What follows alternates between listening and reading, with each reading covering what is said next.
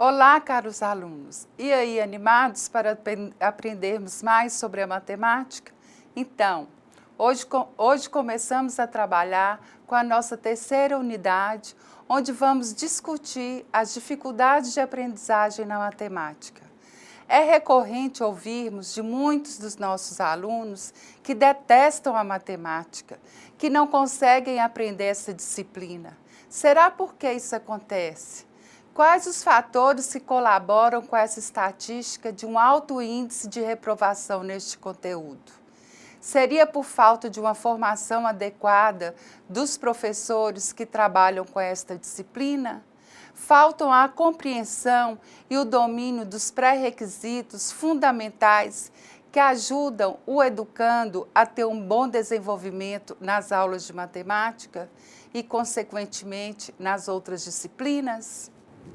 No processo de ensino e aprendizagem da matemática, encontramos resultados insatisfatórios dessa disciplina, nos diversos níveis de conhecimento. Constata-se muitas vezes a inadequação do ensino da matemática em relação ao conteúdo e metodologias inadequadas de trabalho e ao ambiente que o aluno se encontra inserido.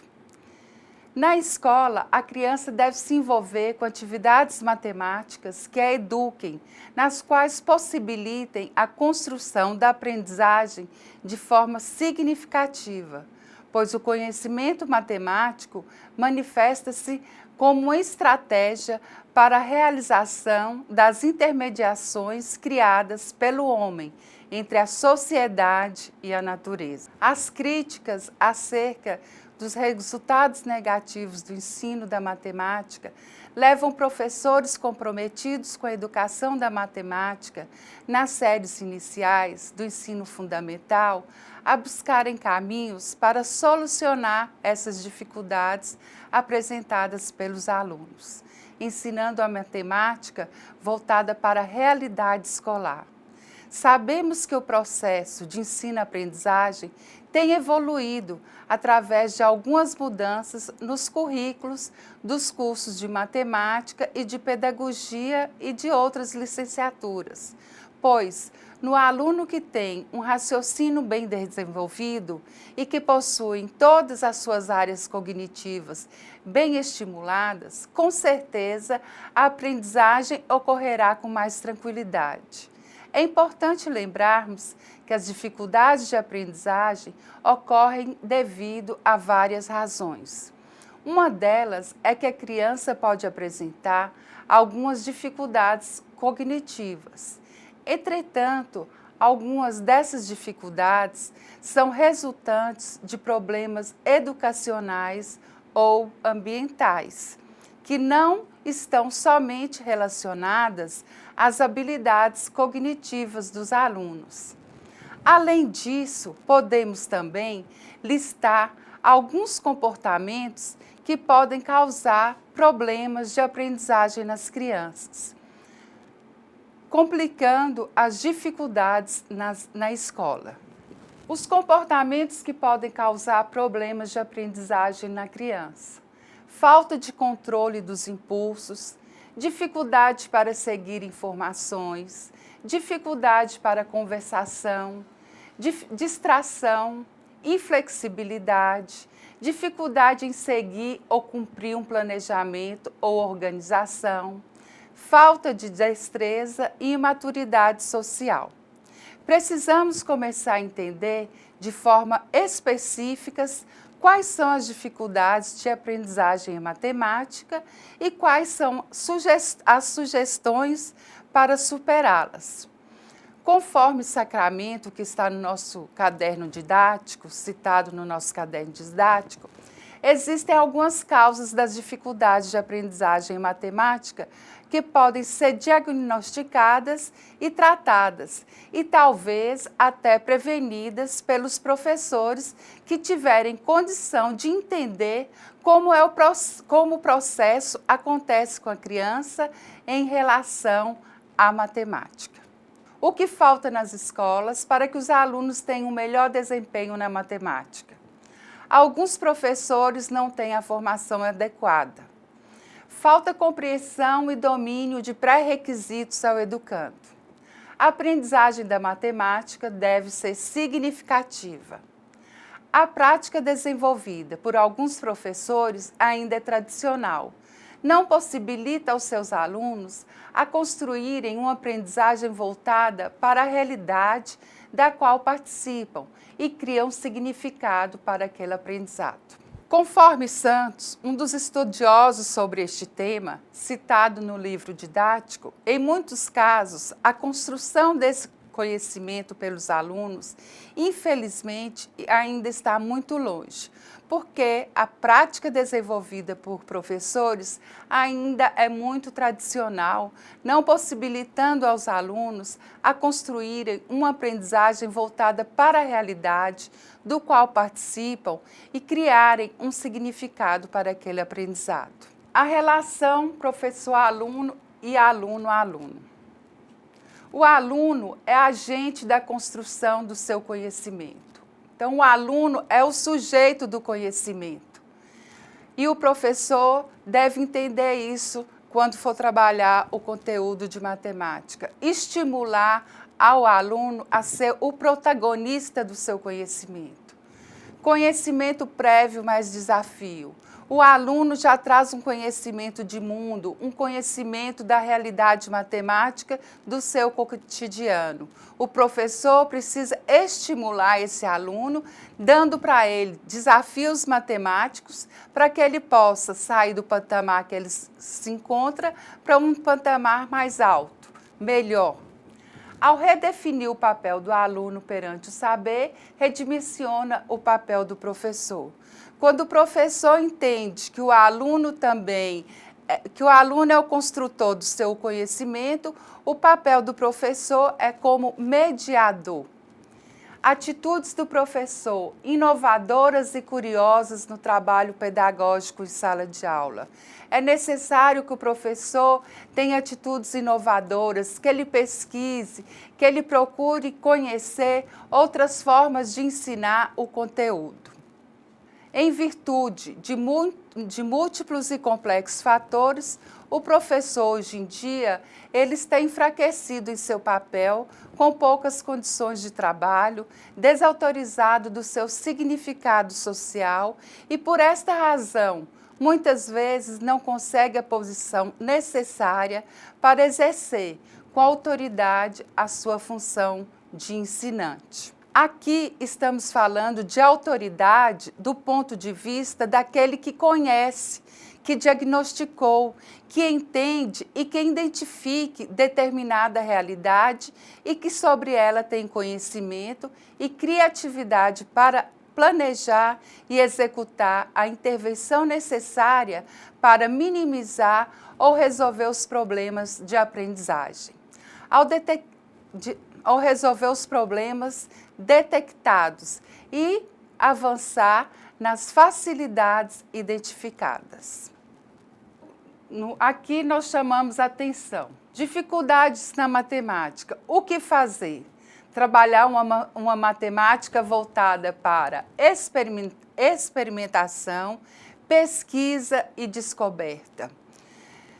O professor, como sujeito que ensina, envolvido ou não com a transmissão, influirá também na construção do estilo de aprendizagem do aluno ao transmitir seu próprio estilo de lidar com o saber.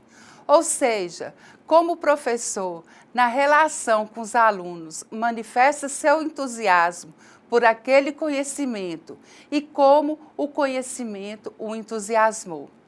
Existem fatores importantes para melhorar ou minimizar ou até prevenir as dificuldades de aprendizagem em matemática. Para isso, a metodologia de ensino teria de considerar o ensino direto, baseado na sequenciação precisa do conteúdo, no envolvimento do aluno em um controle específico do professor e o feedback concreto, enfatizando as habilidades de pré-requisito e o ensino explícito de autorregulação, no uso de suas estratégias. A aprendizagem interativa, o planejamento, o ensino de estratégias específicas e gerais, observações e feedback, uso de brinquedos com números e operações. Assim desenvolveríamos nas crianças a curiosidade e o desejo pela pesquisa. No slide eu coloco aqui o estilo do professor.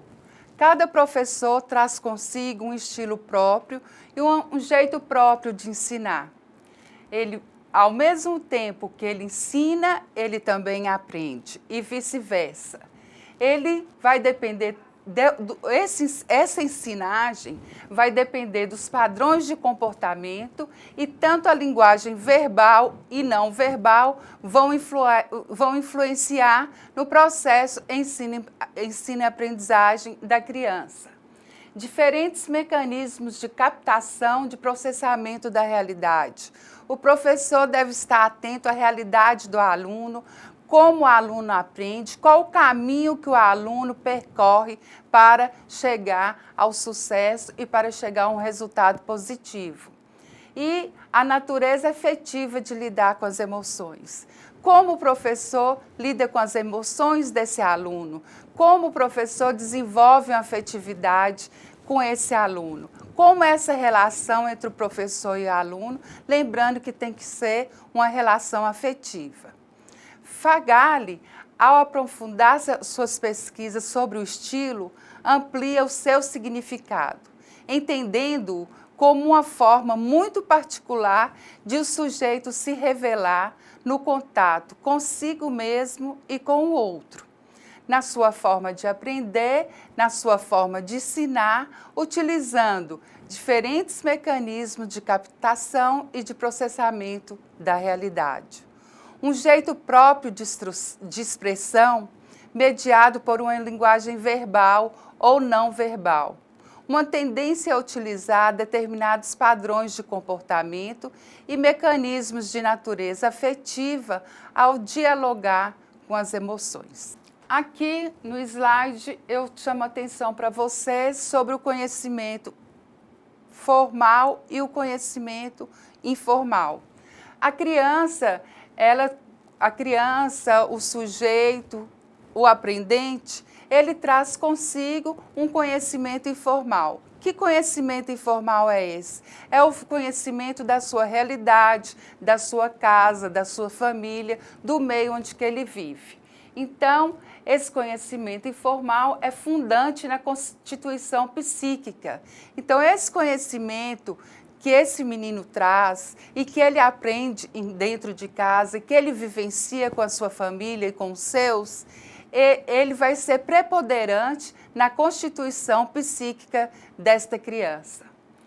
E na formação do sujeito, os primeiros ensinamentos são básicos para a sua estrutura e para a sua formação de personalidade. O aprender inicia-se nas aprendizagens formais.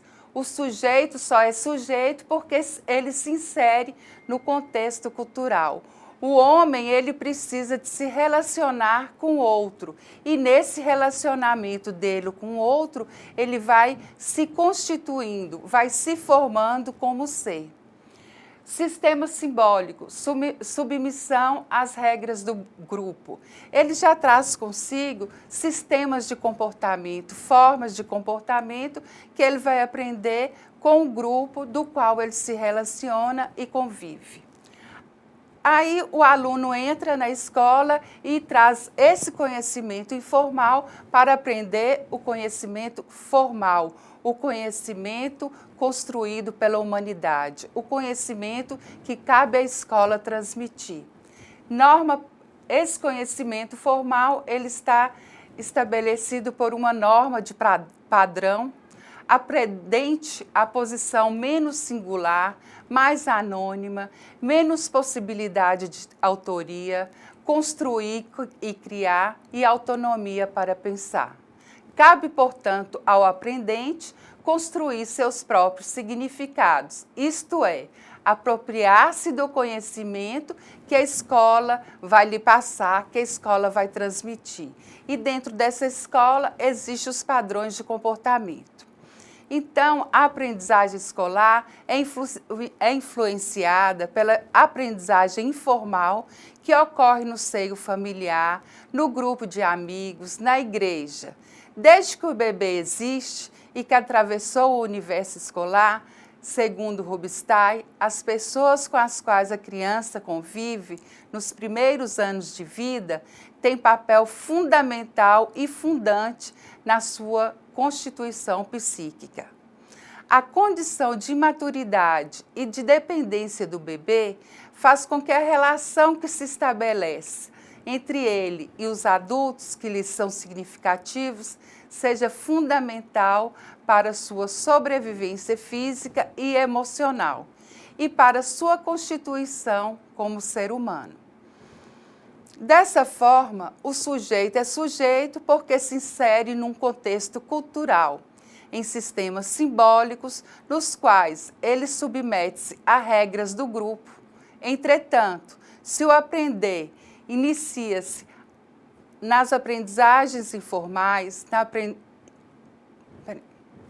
Entretanto, se o aprender inicia-se nas aprendizagens informais, na aprendizagem formal, as condições são bem diferentes. A expectativa do adulto que convive na escola com a criança é muito orientada pela norma padrão. O aprendente ocupa geralmente uma posição menos singular, mais anônima e com menos possibilidade de autoria. E a disponibilidade do professor de espera e de acolhimento pode ser uma bela ferramenta para incentivar o processo de ensino-aprendizagem das crianças na matemática. A apropriação do conhecimento pelo estudante envolve autonomia para poder pensar, utilizando-se de seus próprios recursos, integrando-os aos diferentes significados que se apresentam. Enfim, aprender com os adultos e com seus pares, reconstruindo o conhecimento acumulado por gerações, dando-lhe um significado singular. Conforme Machado, quem não aceita enfrentar dificuldades para realizar tarefas ou compreender problemas difíceis, porque são novos, porque o conhecimento disponível sobre eles é insuficiente, não se desenvolve além dos limites atuais. Fica refém de algo que não combina com a missão da escola, que é aprender. Então, a criança, a pessoa que quer aprender, ela tem que querer ir além dos seus limites. As dificuldades de aprendizagem em matemática muitas vezes são justificadas por explicações pedagógicas não suficientemente precisas, tais como dificuldades nas habilidades pré-requeridas, falhas na compreensão de conceitos, reforço inadequado ou insuficiente, escassas oportunidades para a prática, até mesmo dificuldade de ensinagem. É principalmente na disciplina de matemática que há um grande número de alunos que apresentam dificuldade de aprendizagem e de professores que tentam lidar com isso. Muitos outros autores reconhecem a importância da matemática para a formação do indivíduo. Por exemplo, Piaget disse que o meio da matemática, que é por meio da matemática que o homem constrói instrumentos para o desenvolvimento da sua personalidade intelectual e da sua educação moral. Dessa forma, o indivíduo desenvolverá o seu processo mental importante para a percepção e para a compreensão do mundo. Os alunos se dispersam quando o ensino da matemática se faz rotineiro, ocultando consciente e inconscientemente a beleza que é a matemática, complicando inutilmente com fórmulas que não sabem de onde vêm. Gente, o que acontece nas escolas? Na escola, a matemática é uma ciência ensinada em um momento definido por alguém de maior competência. Na vida, a matemática é parte da atividade de um sujeito que compra, que vende, que mede e que encomenda peças de madeira, que constrói paredes, que joga. Quais as diferenças fazem essas circunstâncias para a vida do sujeito? Na aula de matemática, as crianças fazem conta para acertar, para ganhar boas notas, para agradar a professora, para agradar os pais, para passar de ano. Na vida cotidiana, fazem as mesmas contas para pagar, dar troco, convencer o freguês. Estarão usando a mesma matemática? O desempenho nas diferentes situações será o mesmo? Que papel exerce a motivação da venda? Que explicação existe para que alguém seja capaz de resolver um problema com uma situação e não em outra? O que fazer na escola se constatar que as crianças sabem mais matemática fora da sala de aula? Conforme Sacramento, existem algumas causas das dificuldades de aprendizagem em matemática que podem ser diagnosticadas e tratadas, e talvez até prevenidas, se os professores tiverem condição de entender como que esse processo acontece com a criança em relação à matemática. Vamos ver algumas delas. Ansiedade e medo de fracassar dos estudantes, a falta de motivação, ansiedade exagerada, distúrbios de memória auditiva, distúrbios de percepção visual, distúrbios de escrita e distúrbio de leitura. Essas são algumas dificuldades de aprendizagem na matemática que podemos perceber.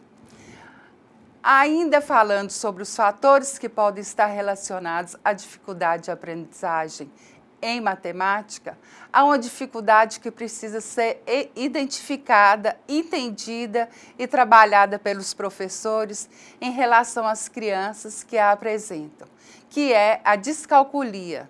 Sabemos que se houver um diagnóstico precoce e uma intervenção coerente com o diagnóstico, as crianças terão mais facilidades em obter sucesso e em vencer essas dificuldades.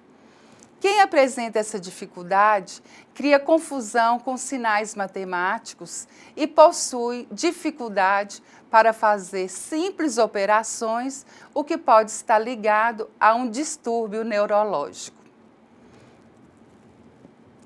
Sacramento diz que semelhança à dislexia, dificuldade com a aprendizagem da leitura e da escrita, a descalculia infantil ocorre em razão de uma falha na formação dos circuitos neuronais, ou seja, na rede por onde passam os impulsos nervosos. Na página 46 do livro didático, vocês poderão identificar em um quadro quais são as dificuldades destes estudantes e as aptidões esperadas por eles em cada fase de idade. Vamos identificar as características de alguns distúrbios mais discutidos e que percebemos uma maior incidência, por exemplo, a dislexia e a descalculia. Os distúrbios que podem prejudicar a aprendizagem, dislexia e descalculia, é o que mais nós conhecemos e lidamos na escola. A dislexia costumam assimilar conceitos, podendo resolver cálculos mentalmente, mesmo sem decompor o cálculo. Podem apresentar dificuldade na leitura do problema, mas não na interpretação. A descalculia, ela cria confusão com sinais matemáticos e possui dificuldade para fazer simples operações, o que pode estar ligado a um distúrbio neurológico, dificuldade com o aprendizado da leitura e da escrita. Dificuldades que podem ser observadas a quem apresenta a descalculia, linguísticas, perceptuais, atenção e matemáticas. É importante chegar a um diagnóstico o mais rapidamente para iniciar as intervenções pedagógicas. O diagnóstico deve ser feito por uma equipe multidisciplinar, neurologista, psicopedagogo, fonoaudiólogo, psicólogo, para um encaminhamento correto. A descalculia na educação infantil. Dificuldade em responder às relações matemáticas propostas, igual e diferente, pequeno e grande. A criança apresenta essa dificuldade por volta dos 7 ou 8 anos. A introdução dos símbolos específicos da matemática e das operações básicas. Não devemos ignorar que a participação da família e da escola é fundamental no reconhecimento dos sinais de dificuldade. Porém, devemos ter muita cautela quanto ao diagnóstico da descalculia ou de qualquer outra dificuldade de aprendizagem. Apesar de o professor dizer que não faz um diagnóstico da criança, ele estabelece que as dificuldades de aprendizagem são possíveis transtornos específicos de aprendizagem, tendo como causa a imaturidade, os problemas psicológicos e sociais, justificado assim o porquê da criança não aprender. Antes de diagnosticar a descalculia, devem ser eliminadas outras causas de dificuldade, como ensino inadequado ou incorreto, os problemas com visão e com audição, os danos ou doenças neurológicas e doenças psiquiátricas. Também nós vamos encontrar a acalculia. É a total falta de habilidade para desenvolver qualquer tarefa matemática, o que geralmente indica um dano cerebral. O problema aparece quando a criança é incapaz de aprender os princípios básicos de contagem. Então, existem outros transtornos de aprendizagem e que eles se manifestam na sala de aula. Para superar essa dificuldade, o caminho é conversar com os pais, professores e o acompanhamento do orientador educacional. Também o trabalho com o psicopedagogo para elevar a autoestima da criança e, nos casos mais difíceis, o acompanhamento de um psicólogo. O desconhecimento dos pais, dos professores e até dos colegas podem abalar ainda mais a autoestima do estudante, com críticas e punições. É necessário uma intervenção pedagógica pontual e sempre que o professor perceber a dificuldade dos alunos em resolver problemas propostos. A intervenção psicopedagógica propõe melhorar a imagem que a criança tem de si mesma, valorizando as atividades nas quais ela se sai bem, descobrir como é o seu próprio processo de aprendizagem.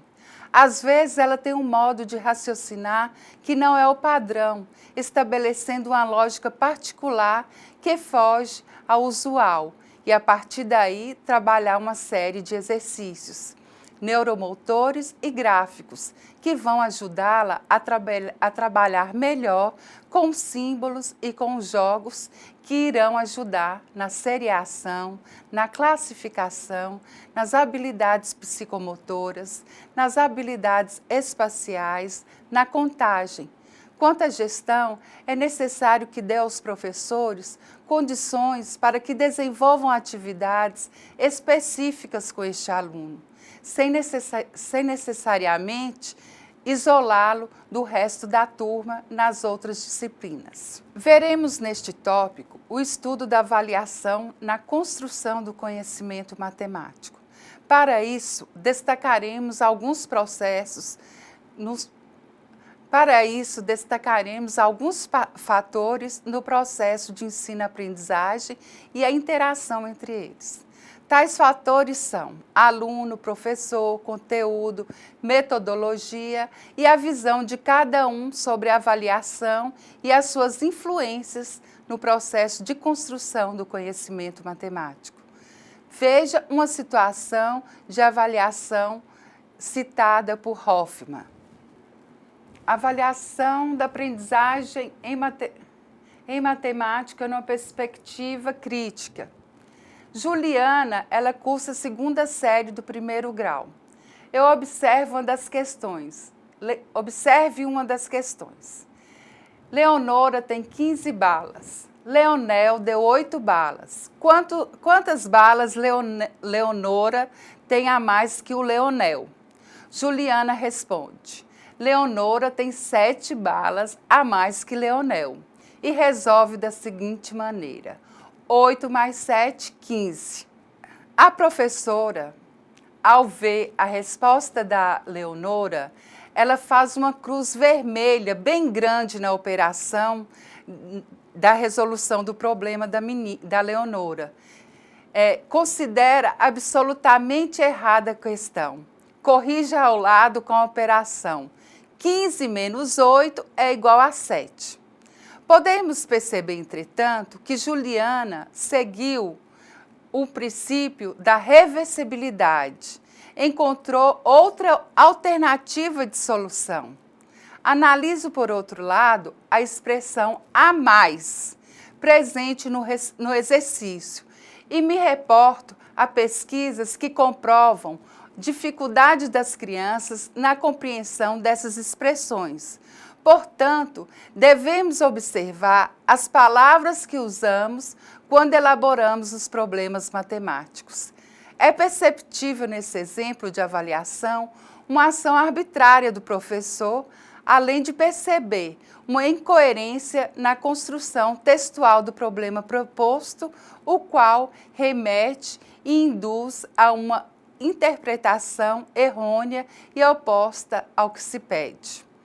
Analisando o papel do professor, essa ação pode-se perceber ainda que o mesmo esquece que o aluno, no seu processo de construção do conhecimento, tende a uma autonomia processual, ou seja, a aluna, usando o recurso da reversibilidade, prova com a sua estratégia de resolução a sua autonomia de interpretação e de resolução do problema proposto. A aluna usa outro caminho, com certeza diferente do que foi apresentado pela sua professora. Mas isso não quer dizer que ela esteja errada. Hoffman nos diz que a ação avaliativa, que abrange justamente a compreensão do processo de cognição, porque o que interessa fundamentalmente ao educador é dinamizar oportunidades de o aluno refletir sobre o mundo e de conduzi-lo à construção de um maior número de verdades, numa espiral necessária de formulação e de reformulação de hipótese, conforme Piaget, a abstração reflexiva. A proposta de uma avaliação abrangente, coerente ao desenvolvimento cognitivo do aluno, leva-nos a pensar que o diálogo pode ser um elo fundamental e necessário entre o professor e o aluno durante o processo de construção do conhecimento, e principalmente no que tange à avaliação. Lembrando que a avaliação não se apresenta no final do processo como instrumento de modificação de resultado, e sim como elo de construção essencial, indissociável da educação, inerente enquanto originada da problematização, dos questionamentos e, principalmente, da reflexão das ações. A avaliação é um diálogo entre o professor e o aluno. O reprovação e a consequente repetência têm raízes profundas relacionadas às dimensões social, econômica e educacional. A discussão aqui apresentada limita-se ao campo pedagógico. Nesse sentido, pode-se afirmar que elas têm estreita ligação com a avaliação praticada em toda a escola e na sala de aula. A avaliação ela deve ser processual, porque ela acontece durante todo o tempo que o professor está trabalhando com o aluno. Então, a avaliação ela é um processo que acontece constantemente. É também uma problematização. As avaliações devem acontecer através de problematizações, levando o aluno a raciocinar, a pensar sobre o determinado tipo de operações e problemas. Questionamento. A avaliação também deve ser um questionamento para o professor. Por que o aluno não acertou? Qual foi o processo que esse aluno fez para chegar a esse resultado? O processo está correto? Então, o professor tem que levar em conta o processo de aprendizagem do aluno, o processo de resolução do problema. E reflexão sobre a ação. O professor tem que refletir sobre o seu fazer pedagógico, sobre a sua ensinagem. Será que ele está utilizando metodologia adequada que leva o aluno a aprender determinado conteúdo ou ele tem que mudar suas metodologias? Então, a avaliação leva-nos a pensar que o diálogo pode ser um elo fundamental e necessário entre o professor e o aluno durante todo o processo de construção do conhecimento e principalmente no que tange à avaliação. Lembrando que a avaliação não se apresenta no final do processo como um instrumento de mediação de resultados, e sim como algo para conhecer as dificuldades dos alunos e, assim, fazer as intervenções necessárias para que esse aluno avance no seu processo educacional. E a avaliação é inerente à educação enquanto originada da problematização dos questionamentos e, principalmente, da reflexão das ações. Agora eu vou apresentar para vocês uma fala de Jussara Hoffmann sobre o que é avaliação para ela. Avaliar para promover a aprendizagem. Avaliar é uma ação que se projeta no futuro, embasada em princípios éticos de respeito às diferenças.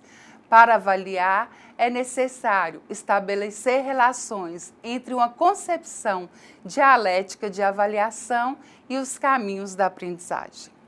A matemática está presente em todos os espaços da nossa vida. Desde a infância, existem várias formas de aguçar a imaginação e conhecer cada vez mais. Aqui no slide eu coloco uns alunos tendo aula de música e uma criança brincando de colorir, manipulando as cores. Isso também é matemática. A matemática está presente em todos os espaços.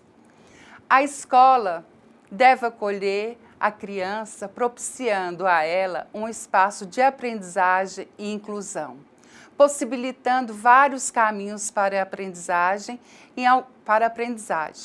Em alguns casos, a criança tem que suportar discriminação e intolerância, inclusive em relação à matemática, pois comumente as crianças são taxadas de burras quando não conseguem resolver determinadas atividades.